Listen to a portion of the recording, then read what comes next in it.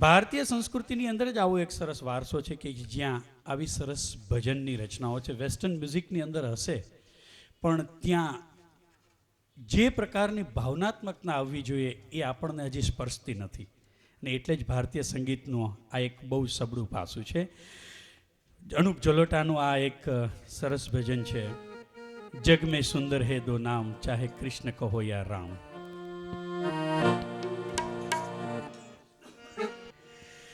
जग में सुंदर है दो नाम, चाहे कृष्ण कहो या राम. जग में सुंदर है दो नाम, चाहे कृष्ण कहो या राम. बोलो राम राम राम, बोलो श्याम श्याम श्याम, राम राम बोलो श्याम श्याम श्याम. जग में सुंदर है दो नाम, चाहे कृष्ण कहो या राम. जग में सुंदर है दो नाम, चाहे कृष्ण कहो या राम. बोलो राम राम राम, बोलो श्याम श्याम श्याम.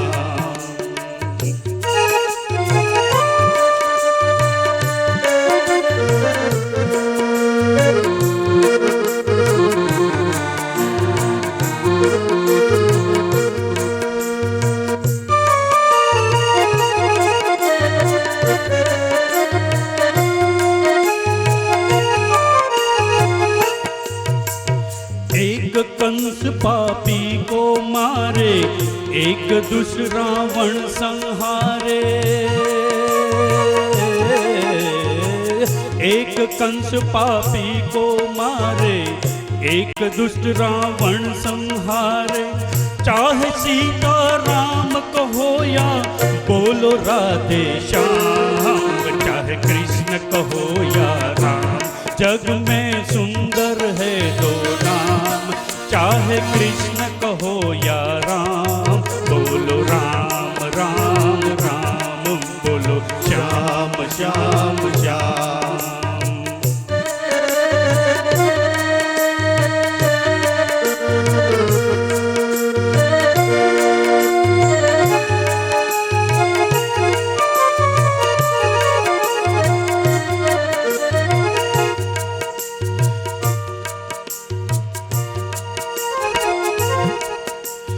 एक राधिका के संग साजे, एक जानकी संग विराजे.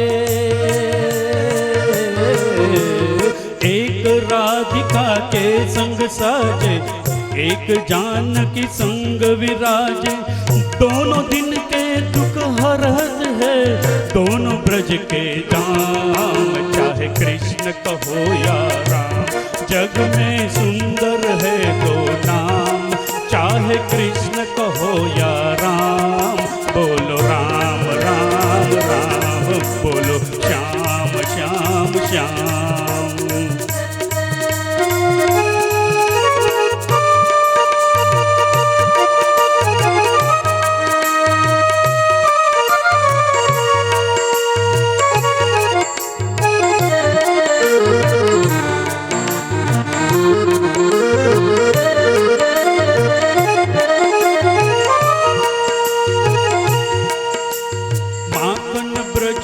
एक चुरावे, एक बेर भिलनी के खावे. माखन ब्रज में एक चुरावे, एक बेर भिलनी के खावे. प्रेम भाव से भरे अनोखे दोनों के है काम, चाहे कृष्ण कहो या राम. जग में सुंदर है दो नाम, चाहे कृष्ण कहो या राम. बोलो राम राम राम, बोलो श्याम श्याम श्याम. बोलो राम राम राम, बोलो श्याम श्याम श्याम. बोलो राम,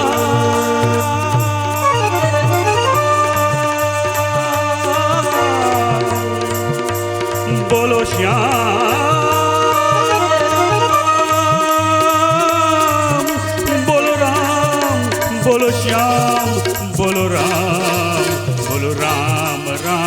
રામ બોલો શ્યામ શ્યામ શ્યામ બોલો રામ રામ રામ બોલો શ્યામ શ્યામ શ્યામ બોલો રામ રામ રામ બોલો શ્યામ શ્યામ શ્યામ.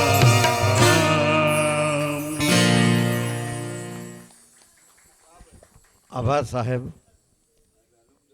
વિચાર પ્રધાન વ્યક્તિ માટે જીવન એ જન્મ અને મૃત્યુ વચ્ચેનો ઘટનાક્રમ છે.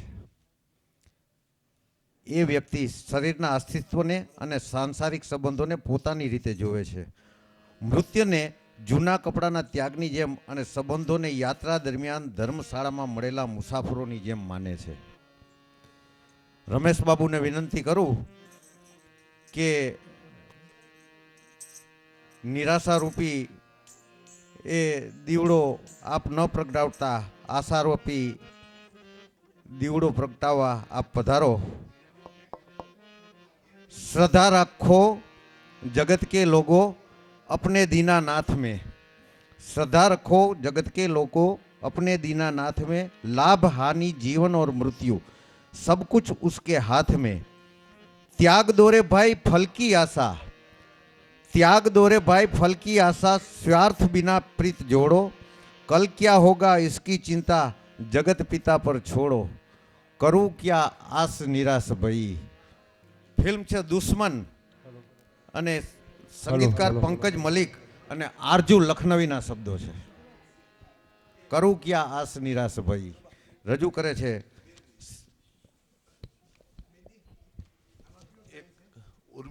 ઉર્મિલાબેન દેસાઈ એટલે બાપુજીની દીકરી, એક મોટી દીકરી, એને વચગાડે માફ કરજો આપ શ્રી, બારગામ જવું છે ને એટલે એક પ્રતિભાવ તમે આપો.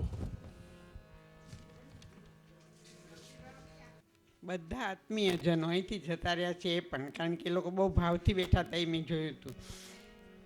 અને વચ્ચે આવું સરસ મંદિર જેવું વાતાવરણ જ્યારે થઈ ગયું, આ ઓડિટોરિયમને બધા કલાકારોએ તો મંદિર બનાવી દીધું. હા, તો એમાં વચ્ચે મારું બોલવાનું સારું ન લાગે પણ તેમ છતાંય પ્રતિભાવ કરવાનું કીધું મેં. ના હું તો મારો ભાવ જ વ્યક્ત કરીશ, કોઈનો પ્રતિભાવ મારે નથી દેવાનો. હવે આવા સરસ મજાનું આ લોકોએ કર્યું છે એ તો બરાબર છે, પણ ઉપેન્દ્રભાઈએ એના અંદર ઘંટારવ કરવાનું કામ કર્યું મંદિરમાં. અને તમે બધા એને આટલો સરસ સાથ આપ્યો. અને એના કરતાં સૌથી વધારે મને એ સરસ લાગ્યું કે અહીંયા બાપુજીના બધાય સાચા સંતાનો બેઠા છે. હું સૌથી સાચી છું પહેલાં એ વાત. પછી અહીંયા બધા 1 2 3 4 ઘરે વયા ગયા, 5, અને 3 અહીંયા, 2 જમાઈઓ ને 1 બહુરાણી.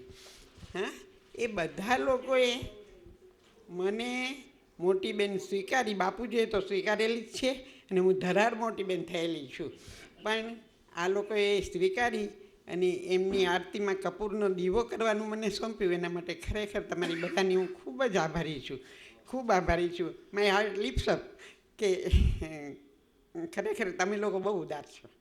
હા, અને એટલા માટે ઉદાર છો કે બાપુજીની જે આંખ છે ને આ બધાને મળી છે. એ મારા એક ટીચર કહે છે કે અમુભાઈ એ બધાની આંખમાં બેઠા છે ને ખરેખર મને દેખાય છે.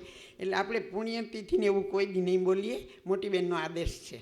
હા, કારણ કે બાપુજી તો આપણી બધી, હું તો એનો અહેસાસ માનું છું રોજ, તો એ આપણી વચ્ચે જ છે. એવી વ્યક્તિએ હતા કે ખરેખર એને કોઈ પ્રસિદ્ધિની વાત હતી નહીં, પણ બધા સંતાનો એના પરિચિતો બધા જાણે છે કે કેવી વ્યક્તિ હતી.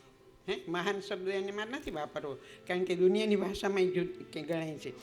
પણ કયું ક્ષેત્ર એવા હતું કે જેમાં બાપુજી ન હોય?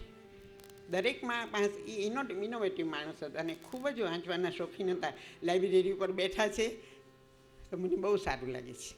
હા, એટલે ઉપેન્દ્રભાઈ જ્યાં બધી રચના કરી છે ને એના માટે હું ખૂબ જ એની આભારી છું. રૂપાણી ફેમિલી પણ ખૂબ આભારી છે, કારણ કે બહુ સરસ કામ કર્યું છે. કારણ કે સતત વાંચનારા માણસ ને સતત નવું નવું કંઈક કરનારા બહુ સારા ટેકનિશિયન ખરા અને બહુ સારા કલાકાર પણ ખરા. હા, અમારા વિદ્યાલયના એ ટ્રસ્ટી હતા, પણ ટ્રસ્ટીનો અહેસાસ અમે નથી કર્યો એનો કોઈ દિવસ. એ બાપુજી જ હતા આખી સંસ્થાના. ને છોકરીઓ આંટા મારતી હોય ને બાપુજી નીકળે ને એટલે એની સાથે વાતું કરવા જાય તો અમને એમ થાય કે બાપુજી શું કરતા હશે. જોવા જઈએ તો એમ કે બાપુજી હિન્દી જરાય નથી આવડતું. એટલે બાપુજી ત્યાં ઊભા રહીને એક ભાષણ સારું મજાનું આપે અને બાપુજી એને સમજાવે કે હિન્દી કેવો વિષય છે ને, કેમ આવડે, અંગ્રેજીમાં કેમ ભણાય, ફલાણું કેમ કરે. બધાને અમારા વિદ્યાલયના છોડવાય બાપુજીને અનુભવે છે અત્યારે, કારણ કે એ છોડવાને જો કાંઈ પણ લાગ્યું ને એ સહન ન કરે એવા પિતા હતા. એટલે બગીચાની સંભાળ તો અમારા પગીઓ રાખે પણ વાત્સલ્ય તો બાપુજી વરસાવે. હે અને એનાથી જ બગીચો અત્યારે તો બહુ સરસ થયો છે ને, એટલે રોજ મને બાપુજી યાદ આવે છે. હું ત્યાં ચક્કર મારવા જાઉં ને તો મને સતત એમ થાય હું બાપુજી એટલા માટે બોલું છું કે અહીં આત્મજન્મ જ બેઠા છો એટલા માટે. કારણ કે મને કોઈ બીજા નથી લાગતા, પણ એટલો સરસ બગીચો થયો છે ને તો મને એમ થાય કે બાપુજીમાં જ્યારે હાલતા હોત ત્યારે તો કેવું સારું લાગત. અને હું એવું અનુભવું છું કે ચાલે છે, સાથે જ છે મારી. અને એવું કદાચ ઘરના બધા માણસોને થતું હશે. એટલે આપણે જ્યારે પણ ઉજવીએ ત્યારે પુણ્યતિથિને ફલાણું જે લોકો કહે છે, પુણ્યતિથિનો અર્થ આપણે કરીએ છીએ નથી, પણ તોય હું આ કહું છું. એટલે આપણે તો કપૂરના દીવા કર્યા જ કરશું એની પાસે, અને એમને જે કંઈ આપણે અર્પણ કરવા માગીએ છીએ એ વસ્તુ જુદી જ છે. એવા માણસ એ હતા કે ખરેખર જેણે અનુભવ્યા હોય એને જ ખબર પડે કે આવા માણસો જગતમાં હોય છે. એવું એ વટવૃક્ષ હતા કે તમે એમ કહો ને કે હું આટલી વિશ્વાસથી કહું છું ને 100% સાચું છે નહીં 500% કે હું એની દીકરી છું. એણે મને એટલું વાત્સલ્ય આપ્યું એટલું જ નહીં, પણ કેટલાય લોકો એના વાત્સલ્ય નીચે નાયા છે. પણ મને તો ખરેખર પણ હું વિચારતી હતી કે આટલો પક્ષપાત બાપુજી મારા ઉપર કરતા હતા તો આ બધાને શું થતું હશે. પણ આજે મને ખબર પડી ગઈ કે ઈર્ષાળું કોઈ નથી, બાપુજીના છોકરાઓ છે. એટલે બધાએ મને મોટી બહેન તરીકે સ્વીકારી છે, એના માટે સૌનો ખૂબ આભાર. આપણે સૌ બાપુજી તો બધાની આંખમાં બેઠા છે ને એના છોકરાઓની આંખમાં તો એની જ આંખ છે. મને ઇન્દુબેન કાયમ કહે કે બાબા અમુભાઈ એની આંખ આપી છે બધાને વારસામાં.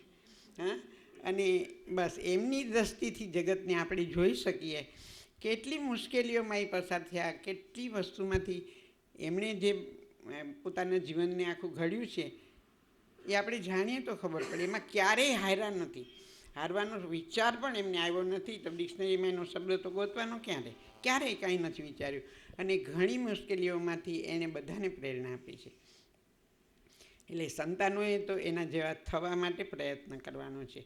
નો ડાઉટ બાપુજીએ એમના પોતાના પુત્ર પુત્રીઓ તો છે બધા, પણ એના ગ્રાન્ડ છે બધા એના, અને એનાથી પણ નાના બધાને એ આંખ આપી છે. શેખ જીનું સુધી જુઓ અને કિરીટભાઈથી શરૂ કરો. તો બધા પાસે એ છે. અને તમે જોશો, વિચાર કરશો તો એ ફેમિલીની એક વ્યક્તિ પોતે ઓરિજિનલ વ્યક્તિ છે કે એકબીજા જેવા કોઈ નથી. અને છતાંય દરેક જણા પોતાના ક્ષેત્રમાં એક સરસ ગણનાપાત્ર વ્યક્તિ છે.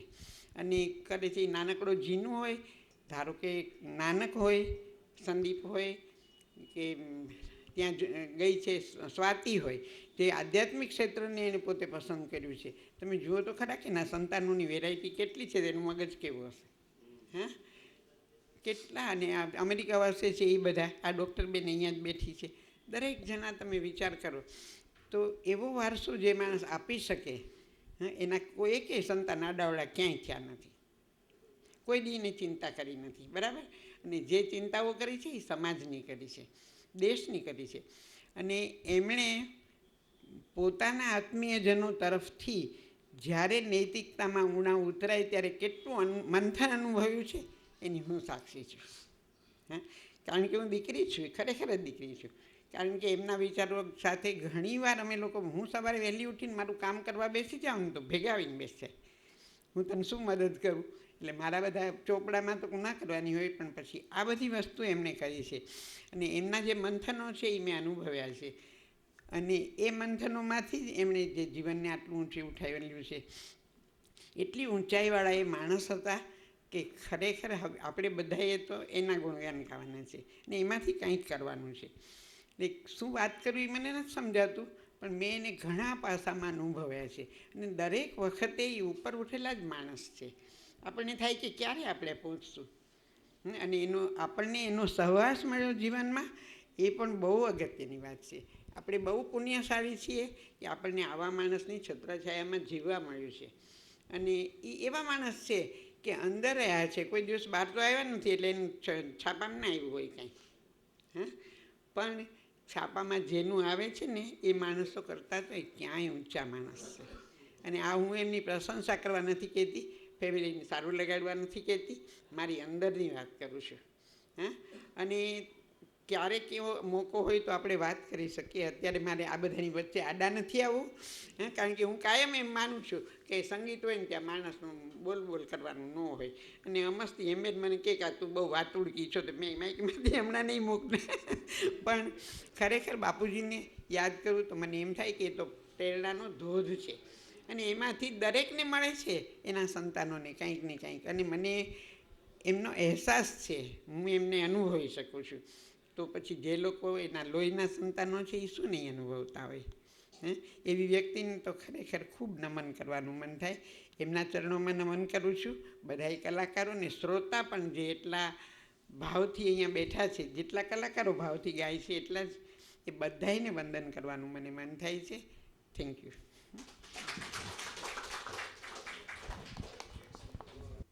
આભાર મોટીબેન. આપણે આપે વ્યક્ત કરેલી લાગણીઓ રૂપાણી કુટુંબ અને તમામ સ્નેહીઓ, શુભેચ્છકો એ ખ્યાલમાં રાખશે. માનનીય રૂપાણી સાહેબની ધાયરા કરતાં મોડું થયું છે, ગીતો કરતાં ભાષણો વધારે થઈ ગયા છે એવું લાગે છે. તેમ છતાં અહીં જે કલાકારો આવેલા છે તે પ્રોફેશનલ નથી, દિલથી જ આવ્યા છે બધા. હું એનો પરિચય ત્યાંથી આપું, બિપિનભાઈ મકવાણા, કે જેને એનો વિશેષ પરિચય હું નહીં આપું. ત્યાર પછી ભાવેશભાઈ ત્રિવેદી, અહીં કે શાહની અંદર ટીચર છે તેઓ. ત્યારબાદ મધુભાઈ એક એવું જ સંગીતનું સાધના કરે છે અને કરાવે છે કે એની કલ્પના જ નથી. અને મધુભાઈને મેં કીધું કે આવી રીતે આમ કાર્ય હોય કે ચોક્કસ કોઈ પણ જાતના અહમ વગર કે કોઈ પણ જાતના માન વગર, અભિમાન વગર એને સીધી મને આ પાડી છે ગમે ત્યારે. ત્યાર પછી રમેશ મામા, જે એન્જિનિયરિંગ વ્યવસાય સાથે અનિલ એન્જિનિયરિંગ છે એના ડાયરેક્ટર છે તેઓ. એટલે બધા વ્યસ્ત છે. બાપુ નરેન્દ્રસિંહભાઈ ગોહેલ, તેઓ એસટીની અંદર સારી એવી પોસ્ટ ઉપર હતા અને સંગીત એને ગમતો વિષય છે. ગમે ત્યારે બાપુને કહી કે ભાઈ તમારે આવવાનું છે, એટલે કાંઈ બીજી દલીલ જ ન હોય કે ભલે ભાઈ આવીશું. એટલું ટૂંકાણમાં. ને એ કોમ્પેરિંગે પણ સરસ કરે છે, સંગીતના બહુ જાણકાર છે, દરેક ગીત એને મોઢે જ હોય છે. એવી જ રીતે શ્રી બેદી એક ઓફિસર છે, અત્યારે નિવૃત્ત થયા છે. પછી ઓફિસર હતા, શેમાં હતા તમે? ફૂલચામમાં હતા. એ સારી એવી પોસ્ટ ઉપર હતા. ને એના ફાધર રાજપરા સાહેબ, એનું બહુ નામ ઊંચું છે રાજકોટની અંદર, એનું શૈક્ષણિક જગતમાં. અને સાધારણ રીતે યુનિવર્સિટીમાં છેલ્લે હતા, યુનિવર્સિટીમાં હતા. એટલે એ રોયલ ફેમિલીમાંથી આવે છે.